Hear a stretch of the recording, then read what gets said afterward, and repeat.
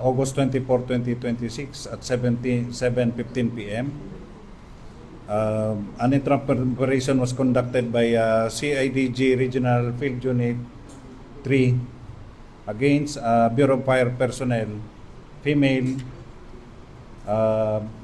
for accepting bribe money in the amount of 300,000 pesos, so that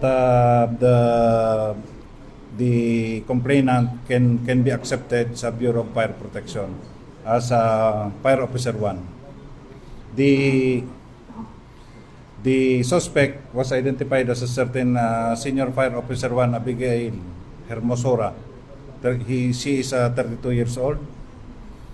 Right now, he is under custody by the CIDG, and a case was already referred to the prosecutor's office for on August 26, 2026, wherein robbery extortion in relation to Republic Act number 10175 or the Cybercrime Prevention Act of 2012 was referred to the office of the City Prosecutor of San Fernando City, Pampanga.